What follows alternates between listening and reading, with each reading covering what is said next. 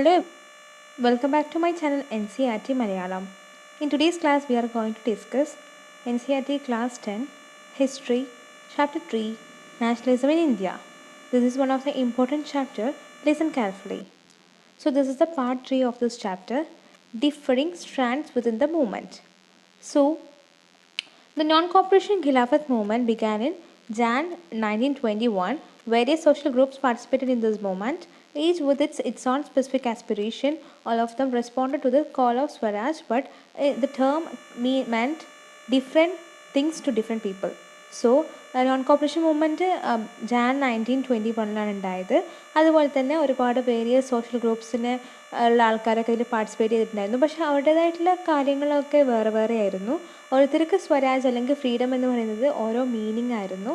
ഓരോരുത്തർക്ക് അവരുടേതായിട്ടുള്ള മീനിങ് ആയിരുന്നു ഉണ്ടായിരുന്നത്. Okay, so the movements in town. അപ്പോൾ ടൗണിൽ എന്തൊക്കെയാണ് നടന്നത് നമുക്ക് നോക്കാം. അപ്പോൾ മൂവ്മെൻറ്റ് മിഡിൽ ക്ലാസ് പീപ്പിളാണ് കൂടുതലും പാർട്ടിസിപ്പേറ്റ് ചെയ്തിട്ടുണ്ടായിരുന്നത്.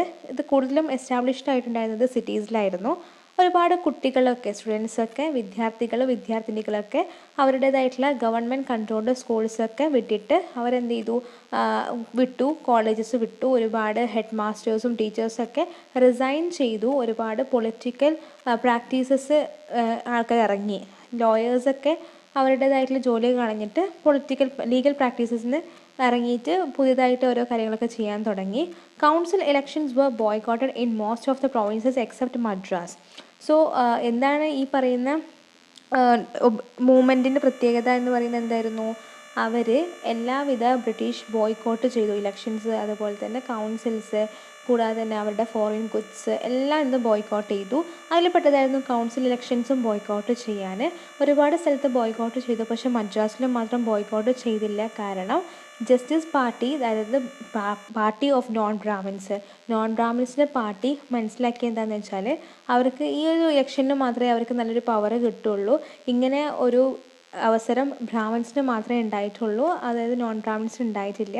അത് മുതലെടുക്കാൻ വേണ്ടി അവരെന്ത് ചെയ്തു, ഈ പറയുന്ന കൗൺസിൽ ഇലക്ഷൻസ് വർജിച്ചില്ല, അല്ലെങ്കിൽ വെടിഞ്ഞില്ല.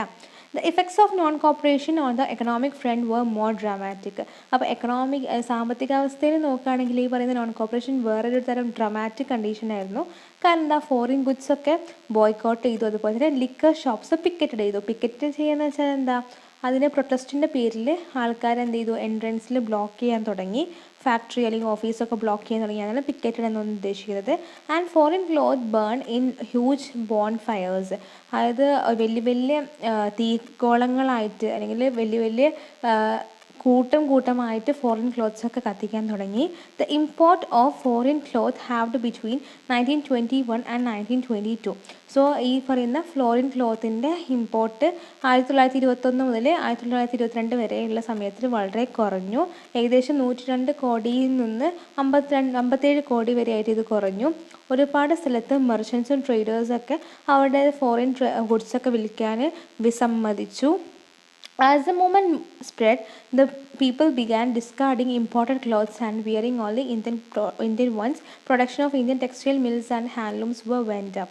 സോ ഈ പറയുന്ന ബോയ്ക്കോട്ടിംഗ് മൂവ്മെൻറ്റ് സ്പ്രെഡ് ആയതോടുകൂടി ആൾക്കാരൊക്കെ എന്ത് ചെയ്തു, ഫോറിൻ ഗുഡ്സൊക്കെ വാങ്ങൽ നിർത്തിയിട്ട് അല്ലെങ്കിൽ ഫോറിൻ വിയേഴ്സൊക്കെ നിർത്തിയിട്ട് ഇന്ത്യൻ ട്രഡീഷണൽ വിയേഴ്സൊക്കെ ധരിക്കാൻ തുടങ്ങി. അതുപോലെ ഒരുപാട് ഇന്ത്യൻ ടെക്സ്റ്റൈൽ മിൽസും അതുപോലെ ഹാൻഡ്ലൂംസൊക്കെ ഇന്ത്യയിൽ കൂടുതൽ വികസിക്കാൻ തുടങ്ങിയിട്ടുണ്ടായിരുന്നു കേട്ടോ. അതാണ് ഈ പാരഗ്രാഫിൽ പറഞ്ഞത്. But this movement in the cities gradually slowed down for a variety of reasons. That is, the khadi cloth were often more expensive than the production mill cloth and poor people could not afford to buy.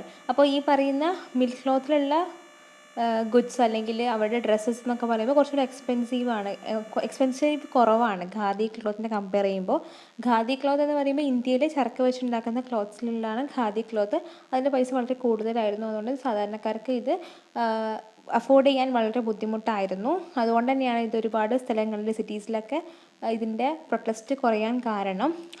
How then could they boycott mill cloth for too long, അല്ലേ? അങ്ങനെയൊക്കെ ആകുമ്പോൾ ഇവർക്ക് കുറേ കാലത്തേക്ക് എങ്ങനെ ഇത് boycott ചെയ്യാൻ തുടങ്ങും. Similarly the boycott of British institutions posed A problem. അപ്പം ബ്രിട്ടീഷ് ഇൻസ്റ്റിറ്റ്യൂഷൻ്റെ ബോയ്ക്കോട്ട് ചെയ്തത് ഒരു പ്രോബ്ലമായി മാറി. കാരണം ഈ മൂവ്മെൻറ്റ് സക്സസ്ഫുൾ ആവണമെങ്കിൽ ഇന്ത്യൻ ഇൻസ്റ്റിറ്റ്യൂഷൻസ് എന്ത് ചെയ്യണം, പുതിയതായിട്ട് സെറ്റപ്പ് ആവണം, ബ്രിട്ടീഷ് വൺസിനെ ഓൾട്ടർ ചെയ്ത് കണ്ട് അല്ലേ. അപ്പോൾ അങ്ങനെ ഒരു സംഭവം ഉണ്ടാവണമെങ്കിൽ വളരെ ടൈം എടുക്കും, അല്ലെങ്കിൽ സ്ലോ ആയിട്ടാണ് ഇത് കമ്മപ്പ് ആയത്. അതുകൊണ്ട് തന്നെ സ്റ്റുഡൻസിനും ടീച്ചേഴ്സിനൊക്കെ എന്തായി, പിന്നെയും അവരുടെ ഗവൺമെൻറ് സ്കൂളിലേക്കും അതുപോലെ ലോയേഴ്സൊക്കെ അവരുടേതായിട്ടുള്ള ഗവൺമെൻറ് കോഴ്സിലേക്കൊക്കെ തിരിച്ച് ജോയിൻ ചെയ്യാൻ തുടങ്ങി. Rebellions in the countryside. അപ്പോൾ കൺട്രി സൈഡിൽ എങ്ങനെയൊക്കെയാണ് റെബലിയൻസ് ഉണ്ടായത് നമുക്ക് നോക്കാം. From cities non cooperation movement spread to the countryside. It drew into fold the struggles of peasants and tribals which were developing in different parts of the India in the years after the war. അപ്പോൾ ഈ പറയുന്ന പെസൻസിൻ്റെയും അതുപോലെ തന്നെ ട്രൈബൽസിൻ്റെയും സ്ട്രഗിളിലൊക്കെ Drew ആകാൻ തുടങ്ങി.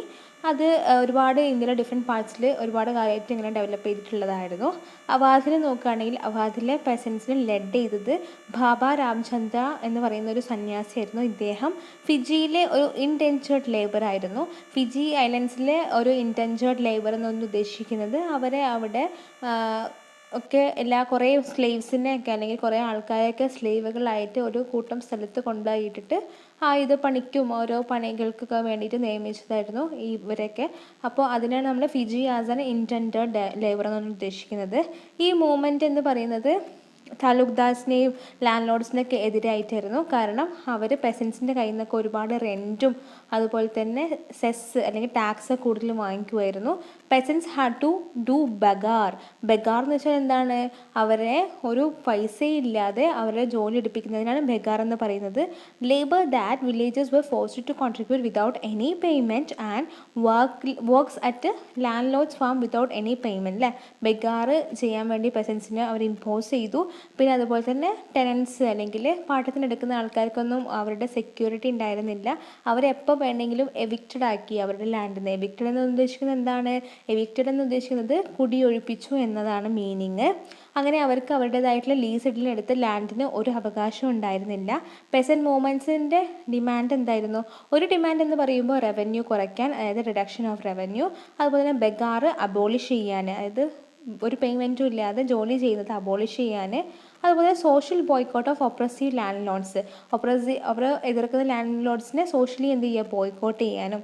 ഒരുപാട് many പ്ലേസസിലൊക്കെ നായ് dhobi bands എന്ന് പറയുന്ന ഒരു ഓർഗനൈസേഷനൊക്കെ ഉണ്ടായി. അതെന്തിനാണെന്ന് വെച്ചാൽ ലാൻഡ് ലോഡ്സിനൊക്കെ വേണ്ടിയിട്ടുള്ള വാഷർമെനും അതുപോലെ ബാർബേഴ്സൊക്കെ സർവീസ് കൊടുക്കില്ല എന്നതായിരുന്നു ഈ പറയുന്ന നായ് ധോബി. ധോബി എന്ന് പറയുന്നത് എന്താണ്, വാഷർമാൻ അല്ലേ, അല്ലെങ്കിൽ തുണി അലക്കുന്ന ആളെ. നായ് ധോബി ബാൻസൊക്കെ ഇങ്ങനെയൊക്കെയായിരുന്നു ഓർഗനൈസ് ചെയ്ത് അവരുടെ മോട്ടീവ് ഇതൊക്കെയായിരുന്നു.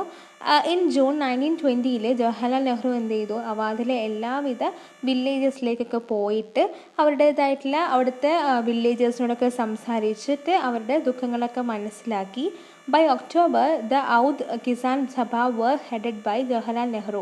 അപ്പോൾ ഒക്ടോബർ ആയപ്പോൾ ഔദ് കിസാൻ സഭ എന്ന് പറയുന്ന ഓർഗനൈസേഷൻ ഹെഡ് ചെയ്തത് ജവഹർലാൽ നെഹ്റു ആയിരുന്നു. ബാബ രാംചന്ദ്രയും കൂടെ കുറച്ച് ആൾക്കാരെ കൂടെ ഉണ്ടായിരുന്നു. ഒരു മാസത്തോടു കൂടി 300ഓളം ബ്രാഞ്ചുകൾ പല പല റീജിയൻസിൽ പല പല ഗ്രാമങ്ങളിലായിട്ട് സെറ്റ് ചെയ്തു. So when the non cooperation movement began the following year the effort of the Congress was to integrate the Awadh peasant struggle into a wider struggle.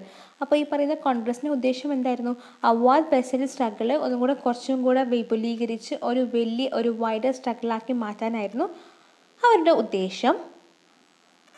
The peasant movements, however, developed in forms that the Congress leaders were unhappy with. So, peasant movement കൊണ്ട് Congress leaders എന്ത് ചെയ്തു, വളരെ unhappy ആയിരുന്നു. As the movement spread 1921 the houses of taluqdars and merchants were attacked. Movement ഇങ്ങനെ spread ആയപ്പോൾ ഈ താലൂക്ക്ദാർസിൻ്റെയും അതുപോലെ land ലോഡ്സിൻ്റെ ഒക്കെ വീട്, മെർച്ചൻസിൻ്റെ വീടൊക്കെ അറ്റാക്ക് ചെയ്യാൻ തുടങ്ങി. ബാസാറൊക്കെ ലൂട്ട് ചെയ്യാൻ തുടങ്ങി, അല്ലെങ്കിൽ കൊള്ളയടിക്കാൻ തുടങ്ങി. Grain hoards were taken over. അതായത് ഇങ്ങനെ ഈ പറയുന്ന ഗോഡൗണുകളൊക്കെ എന്തായി എടുക്കാൻ വേണ്ടി തുടങ്ങി. In many places local leaders told peasants that Gandhiji had declared that no taxes were to be paid and land was to be redistribution among the poor. അപ്പോൾ ഒരുപാട് സ്ഥലങ്ങളിലൊക്കെ ലോക്കൽ ലീഡേഴ്സ് എന്താ പറഞ്ഞത്, ഗാന്ധിജി എന്തായി ഒരു പുതിയതായി ഡിക്ലെയർ ചെയ്തത് ഒരു ടാക്സും ഇനി പാവപ്പെട്ടവർ കൊടുക്കേണ്ട ആവശ്യമില്ല. അതുപോലെ തന്നെ അവരുടെ കയ്യിൽ നിന്ന് വാങ്ങിച്ച അല്ലെങ്കിൽ അവരുടെ കയ്യിൽ നിന്ന് ലൂട്ട് ചെയ്ത ഓരോ ലാൻഡ്സൊക്കെ അവർക്ക് തന്നെ റീഡിസ്ട്രിബ്യൂട്ട് കോൺട്രിബ്യൂട്ട് ചെയ്യുന്ന കുറേ പ്രമുഖന്മാരൊക്കെ പറഞ്ഞു. മഹാത്മാഗാന്ധിയുടെ പേര് എന്നൊക്കെ പറയുമ്പോൾ നല്ല രീതിയിൽ എല്ലാവിധ ആക്ഷൻസൊക്കെ സാങ്ഷനായി, ആസ്പിരേഷൻസൊക്കെ. The name of Mahatma was being invoked to sanction all actions and aspirations. Okay, that's all about this. And next we will be discussing about the tribal presence interrupted the message of Mahatma Gandhi and the idea of Swaraj is at another way. So ഗാന്ധിജിയുടെ മെസ്സേജൊക്കെ എല്ലാവരും tribal പ്രസൻസൊക്കെ അംഗീകരിക്കാൻ തുടങ്ങി. സ്വരാജിൻ്റെ വേറൊരു രൂപം എന്ന് നമുക്ക് പറയാം. അപ്പോൾ ഗുദം ഹിൽസ് ഓഫ് ആന്ധ്രാപ്രദേശിൽ ഒരു മിലിറ്ററി ഗൊറില്ല മൂവ്മെൻറ്റ് സ്പ്രെഡായി 1920s. ഇതൊരു സ്ട്രഗിൾ ഫോം അല്ല, പക്ഷേ not a form of a struggle that the Congress could approve. Here as in forest regions the colonial government has closed large forest areas.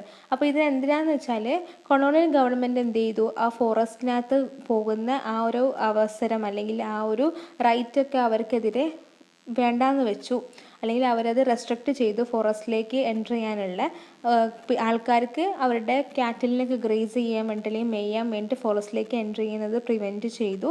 Our collect ചെയ്തിരിക്കുന്ന ഫ്യൂവലും അതുപോലെ തന്നെ fuel വുഡും ഫ്രൂട്ട്സൊക്കെ അവർ collect ചെയ്തിരിക്കുന്നത് അവരെ collect ചെയ്യേണ്ടെന്ന് പറഞ്ഞു. This enrage the hill people. അത് സാധാരണക്കാരായിട്ടുള്ള ഹിൽ പീപ്പിളിനെ അത് നല്ലോണം എഫക്റ്റ് ചെയ്തിട്ടുണ്ടായിരുന്നു. Not only their livelihood affected but they felt that traditional rights were being denied. ട്രൈബൽസൊക്കെ കൂടുതലും കാട്ടിൽ ജനിച്ചു വളർന്ന ആൾക്കാരാണ്. അവർക്ക് അവരുടെ വീട് അല്ലെങ്കിൽ സ്വർഗം എന്ന് പറയുന്നത് കാടാണ്. അപ്പോൾ അത് ഒക്കെ ഡിനൈ ചെയ്യുക എന്ന് പറയുമ്പോൾ അത് എത്രത്തോളം വഷളായിട്ടുണ്ടാവും നിങ്ങൾക്ക് ചിന്തിച്ചാൽ തന്നെ മനസ്സിലാവും അല്ലേ. അവരെ കാട്ടിലേക്ക് പോകണ്ടെന്നൊക്കെ പറയുമ്പോൾ അവരുടെ വീട്ടിലേക്ക് പോകണ്ടെന്ന് പറയുന്ന ഒരു ഫീലിങ്സ് ആയിരിക്കും അവരുണ്ടാവുക. അവർക്ക് ഏറ്റവും വിഷമമായത് എന്താണെന്ന് വെച്ചാൽ അവരുടെ ഇൻഡിവിജ്വൽ റൈറ്റ്സൊക്കെ അവർ ഡിനൈ ചെയ്തത് കൊണ്ടായിരുന്നു, ട്രഡീഷണൽ റൈറ്റ്സൊക്കെ ഡിനൈ ചെയ്തത് കൊണ്ടായിരുന്നു. when the government began forcing them to contribute the begar for road making, government എന്ത് ചെയ്തു, ബെഗാർ ഇംപ്ലിമെൻറ്റ് ചെയ്യാൻ തുടങ്ങി. എന്തിന്, റോഡ് ഉണ്ടാക്കാൻ വേണ്ടിയിട്ട് ഒരു പേയ്മെൻറ്റും ഇല്ലാതെ ഇവരെ കൊണ്ട് പണിയെടുപ്പിക്കാൻ വേണ്ടിയിട്ട് അവർ ഫോഴ്സ് ചെയ്തു. ദ പേഴ്സൺ, അപ്പോൾ പീപ്പിൾ എന്ത് ചെയ്തു, റിവോൾട്ട് ചെയ്തു, ഹിൽ പീപ്പിൾ റിവോൾട്ട് ചെയ്തു. The person who came to lead them was an interesting figure. അപ്പോൾ അവരെ ഒന്ന് ലീഡ് ചെയ്യാൻ വേണ്ടി വന്ന ഒരു പേഴ്സൺ എന്ന് പറയുമ്പോൾ കുറച്ചൊരു ഇൻട്രസ്റ്റിംഗ് ആയിട്ടുള്ള ഒരാളാണ്. ആരായിരുന്നു അദ്ദേഹം? അല്ലൂരി സീതാറാം രാജു എന്നായിരുന്നു അദ്ദേഹത്തിൻ്റെ പേര്. അദ്ദേഹം എന്താണ് ക്ലെയിം ചെയ്തത്, ദാറ്റ് അദ്ദേഹത്തിന് ഒരുപാട് സ്പെഷ്യൽ പവേഴ്സ് ഉണ്ട്. അദ്ദേഹത്തിന് ഇതൊക്കെ എന്ത് ചെയ്യാം, അസ്ട്രോളജിക്കൽ പ്രഡിക്ഷൻസിലൂടെ അതുപോലെ ആളുകളുടെ രോഗം മാറ്റാം, ഹീൽ ചെയ്യാൻ പറ്റും, ബുള്ളറ്റ് ഷോട്ട്സ് വരെ അദ്ദേഹത്തിന് സർവൈവ് ചെയ്യാൻ പറ്റുമായിരുന്നു. ഇതൊക്കെ പറഞ്ഞിട്ട് ഭയങ്കര ധൃതംഗപുളകിതരായ ആൾക്കാരെന്തായി, ഈ റെബൽസൊക്കെ പ്രൊക്ലെയിം ചെയ്തത് ഇദ്ദേഹം ആരാണ്, ഇൻകാർസിനേഷൻ ഓഫ് ഗോഡ്, ദൈവത്തിൻ്റെ അവതാരമാണ്. ഇൻകാർസിനേഷൻ എന്ന് വെച്ചാൽ ഇൻകാർനേഷൻ എന്ന് വെച്ചാൽ ദൈവത്തിൻ്റെ അവതാരമാണ് ഈ രാജു എന്നും. Raju talked of the greatness of Mahatma Gandhi, said that he was inspired by non cooperation movement and persuaded people to wear khadi and give up drinking. അപ്പോൾ ഈ പറയുന്ന ഈ രാജു, അല്ലൂരി സീതാറാം രാജു എന്ന് പറയുന്ന അദ്ദേഹം മഹാത്മാഗാന്ധിനെ പറ്റി പൊക്കി പറയാൻ തുടങ്ങി. എന്നിട്ട് ഈ പറയുന്ന നോൺ കോപ്പറേഷൻ മൂവ്മെൻറ്റിൽ ഇൻസ്പയർഡായ ഇയാൾ എന്ത് ചെയ്തു, ആൾക്കാരോട് ഖാദി ക്ലോത്ത് വിയർ ചെയ്യാനും അതുപോലെ തന്നെ കുടി അല്ലെങ്കിൽ ഡ്രിങ്കിങ് നിർത്താനും പറഞ്ഞു. But the same time he asserted that the India could be, പക്ഷേ ആ ഒരു സമയത്ത് ഇങ്ങനെ ഇൻസ്പയർ ആയി എന്നൊക്കെ പറഞ്ഞെങ്കിലും പക്ഷേ അദ്ദേഹത്തിൻ്റെ ഒരു വേറൊരു പ്രശ്നം എന്താണെന്ന് വെച്ചാൽ ഇന്ത്യ എപ്പോഴും നോൺ വയലൻസ് ഇല്ലാതെ നല്ല രീതിയിൽ എത്തുമെന്ന് തോന്നുന്നില്ല. എന്ത് വേണം, ഫോഴ്സിൻ്റെ ആവശ്യം അല്ലെങ്കിൽ വയലൻസ് വേണമെന്ന് അദ്ദേഹം പറഞ്ഞു. എന്നാൽ മാത്രമേ നമുക്ക് ലിബറേഷൻ അല്ലെങ്കിൽ ഈ പറയുന്ന ഫ്രീഡം ലഭിക്കുള്ളൂ എന്ന് പറഞ്ഞു.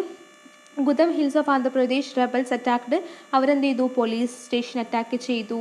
അതുപോലെ തന്നെ ബ്രിട്ടീഷ് ഒഫീഷ്യൽസിനെ കൊല്ലാൻ ശ്രമിച്ചു. ഗൊറില്ല വാർഫെയറിന് ഒക്കെ ക്യാരി ചെയ്തു. എന്തിനു വേണ്ടി, സ്വരാജിന് വേണ്ടി അല്ലെങ്കിൽ ഫ്രീഡത്തിന് വേണ്ടിയിട്ട്. രാജു എന്ത് ചെയ്തു, അവസാനം രാജുവിനെ പൊക്കി അവസാനം 1924 അദ്ദേഹത്തിനെ എക്സിക്യൂട്ട് ചെയ്തു. അങ്ങനെ പക്ഷേ എന്താണ്, അദ്ദേഹം അപ്പോഴും എന്താണ് ഒരു ഫോക്ക് ഹീറോ അല്ലെങ്കിൽ ഒരു ട്രൈബൽ ഹീറോ ആയിട്ട് മാറുകയുണ്ടായി. So what is swaraj in പ്ലാന്റേഷൻസിലുള്ള സ്വരാജ് അല്ലെങ്കിൽ ഫ്രീഡം എന്തായിരുന്നു നോക്കാം. Workers to had their own understanding of Mahatma Gandhi and the notion of swaraj.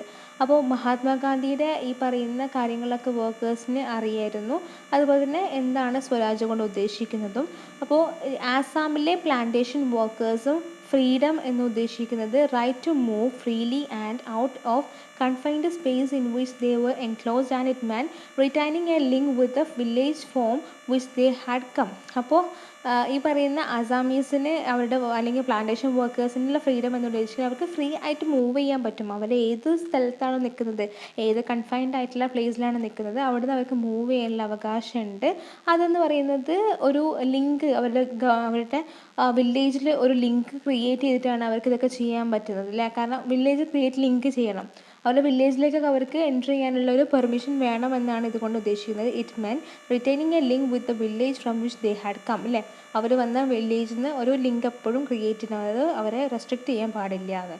അപ്പോൾ under the inland immigration act of 1959 plantation workers എന്തായി, അവരുടെ ടീ ഗാർഡൻസിൽ ഒരു പെർമിഷൻ ഇല്ലാതെ പുറത്ത് പോകാൻ സമ്മതിച്ചില്ല. അവർ റെയർ ആയിട്ട് മാത്രമേ അതിനുള്ള പെർമിഷൻ ഉണ്ടായിരുന്നുള്ളൂ. അവർ നോൺ കോപ്പറേഷൻ മൂവ്മെൻറ്റിനെ പറ്റി കേട്ടപ്പോൾ ഒരുപാട് ആയിരക്കണക്കിന് ആൾക്കാരെന്തായി, thousands of workers defied the authorities, left the plantations and headed home. അവർ പ്ലാന്റേഷൻസ് വെടിഞ്ഞിട്ട് എന്ത് ചെയ്തു, വീട്ടിലേക്ക് തിരിച്ചു പോയി.